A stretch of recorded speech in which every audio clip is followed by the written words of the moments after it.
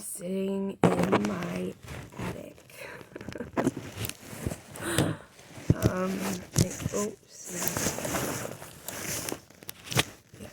Sitting in the attic. So everybody is asleep like normal people. It's 3 in the morning. I tried to stay asleep, I did. But I have cat holes. It's a real issue. I'm not gonna blame it completely on them. I wasn't gonna be asleep any longer anyway. But they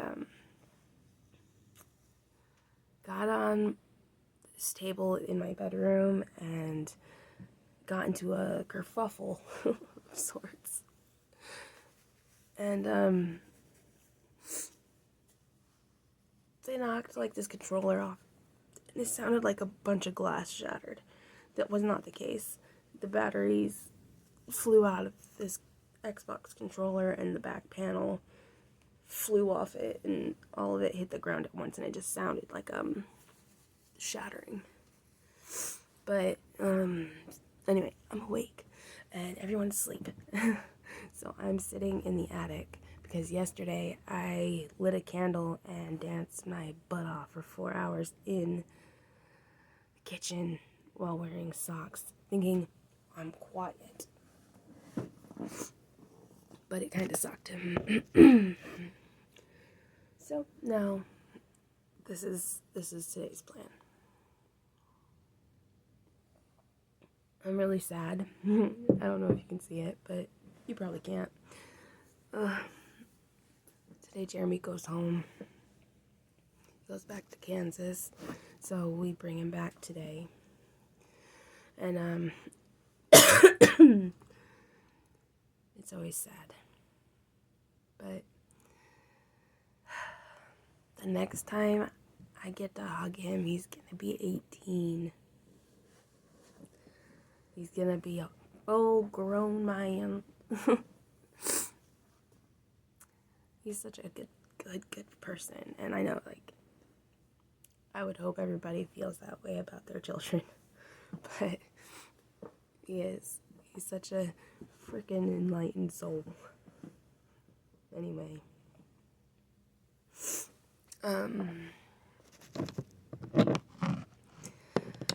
other than sitting in the attic, I think I've found the source of my perpetual state of tiredness, which causes me to like fall asleep and then need to wake up so freaking early. So my doctor had put me on PRAMOPRIXOLE 2 times a day. It was like 4 milligrams twice a day, I think. I'd have to check the bottle. I think it's the 4 milligrams. Anyway,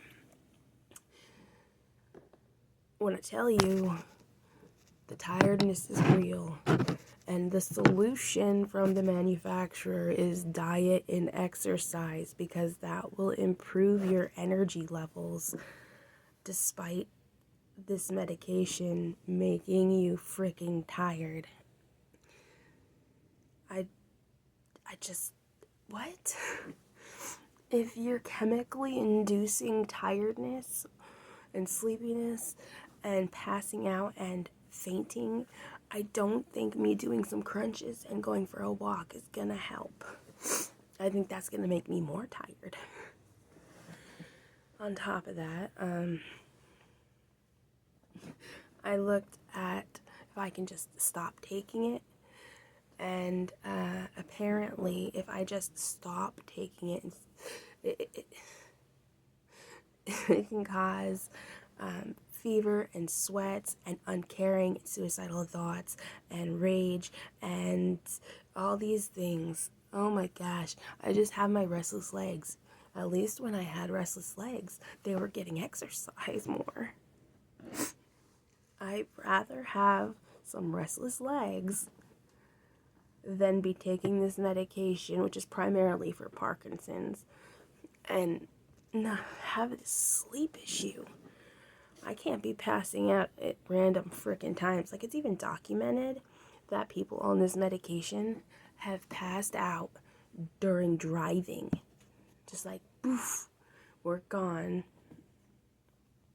Anyway, rant over. I'm calling my doctor later and telling him I will no longer be taking this medication because I can't be doing the Keppra that makes me tired, and the Vicompa that makes me tired, and the Pramaprixole that makes me tired.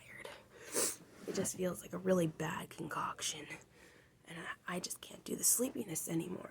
I used to be able to be like up all day and enjoy a nap if I wanted.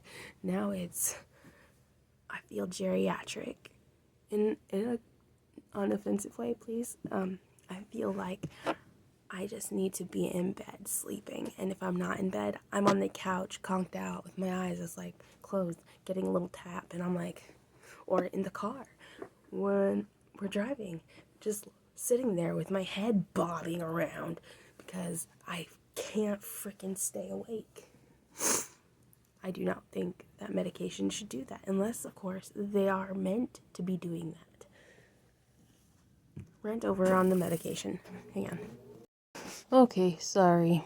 That heater vent monstrosity, that thing in the back, that big machine, that kicked on so that the heat could come on, and it was loud. So I was just sitting here like this, and I noticed the color changes in my eyeballs. Look at that light green, is super pretty. Almost looks like my eye glows. Right.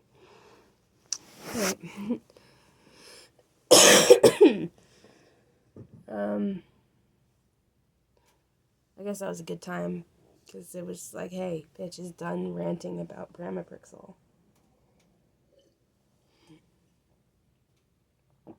Oh, gosh.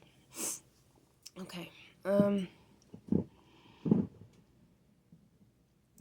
I just had a couple of minutes of sitting here while this video was paused, like, doing nothing but putting my head down and looking at my eyeball and thinking about how it looks like there's just the tiniest little leak coming in. I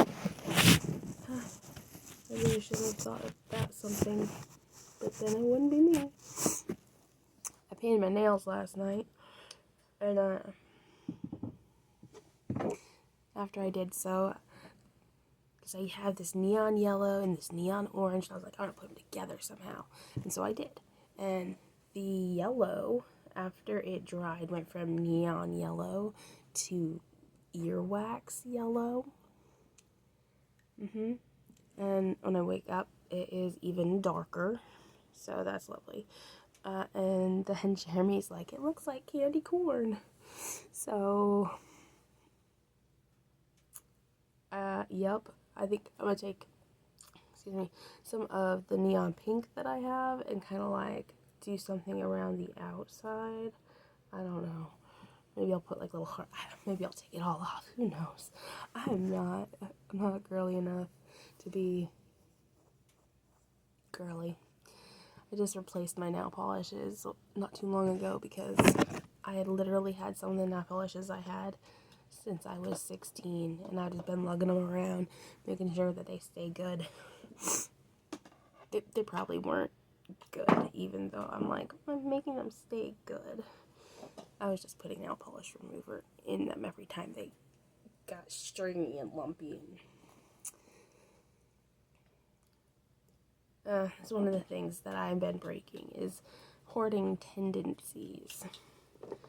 Like, it's not enough to ask yourself, does this bring me joy? Because, listen, it might not bring you joy right now, but I don't have anything around.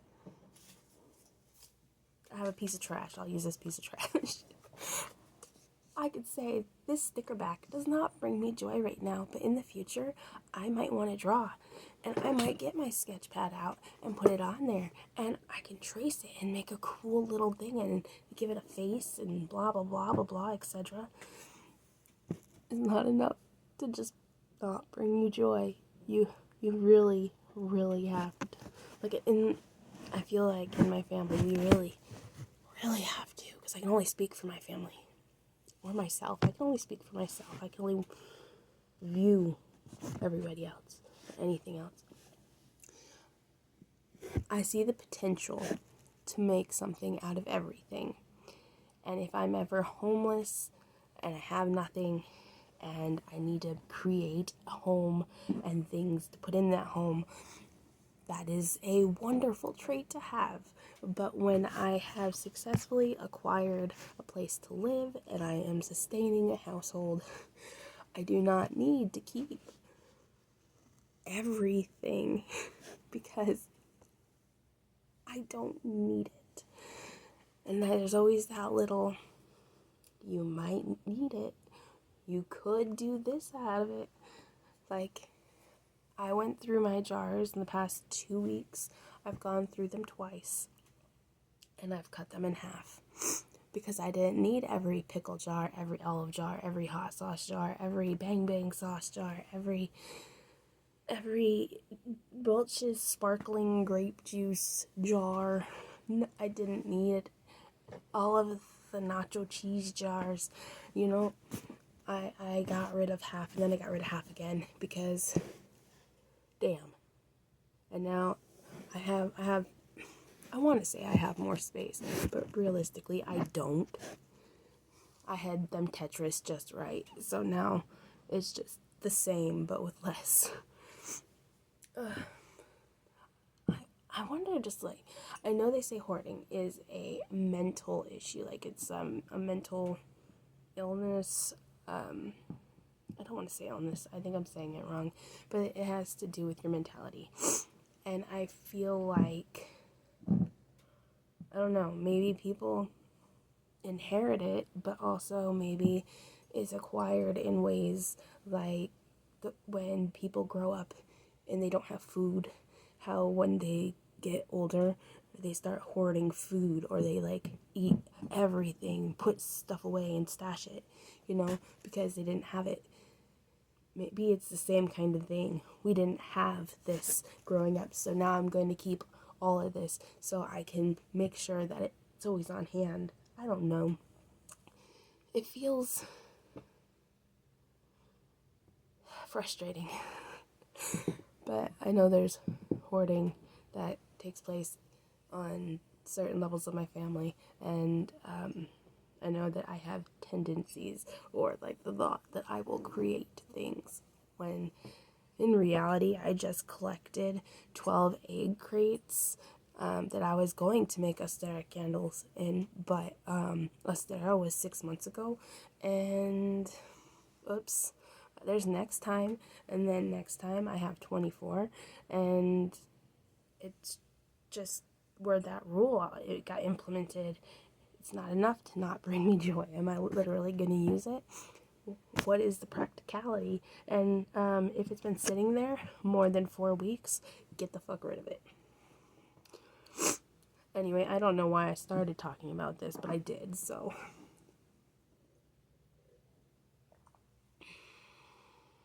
The cappuccino's gone cold. And so, it's got a weird taste. It's okay.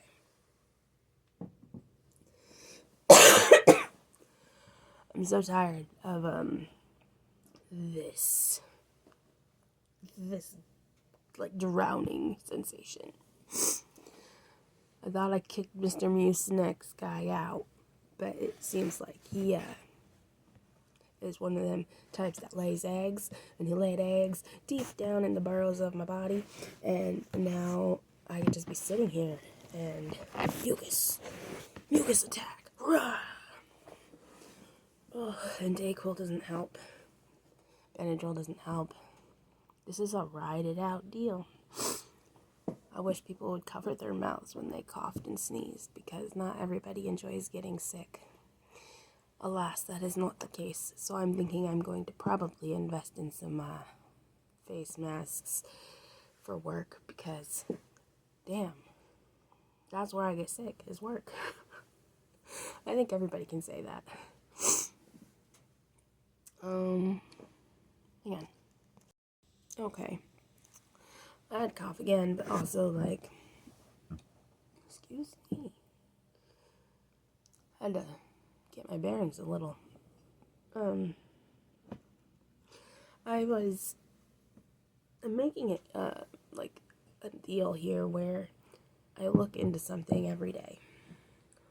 And I've also been doing painting. I've talked about the watercolors because they're forgiving, which I've actually really been enjoying. But yesterday, the thing I looked into was bells. You know, like, as in jingle bells.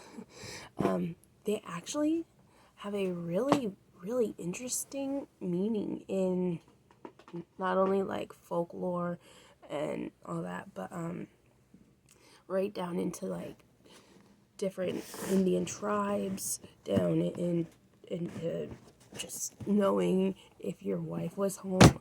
Yeah, I would recommend looking into bells because it's really cool. A lot of cultures actually wear bells to keep evil spirits away, negativity away, and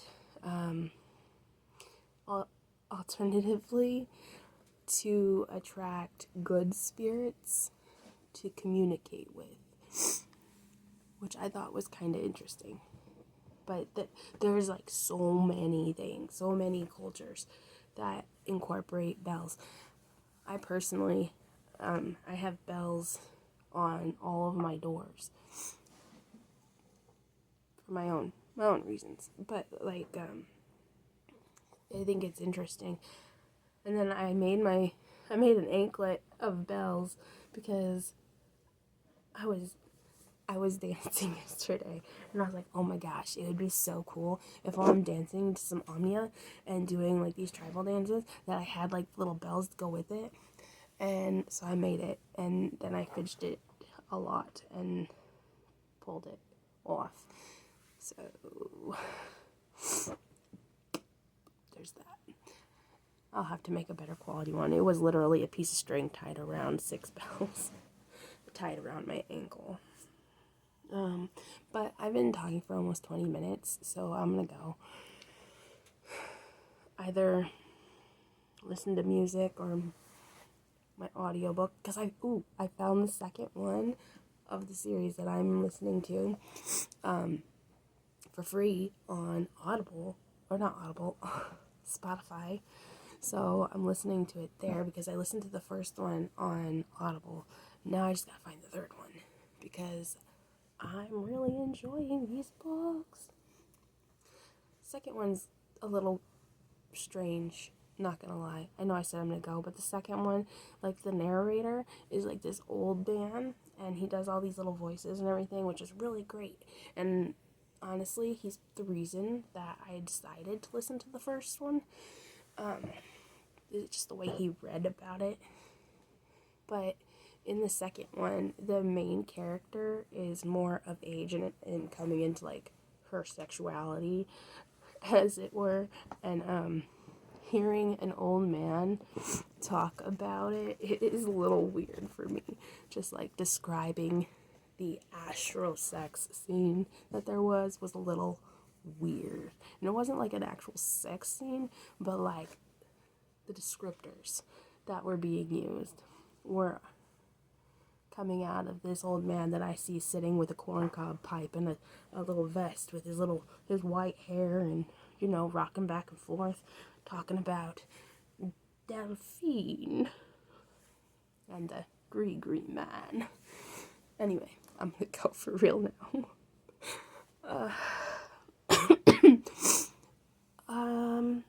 You guys have a wonderful day. I love you.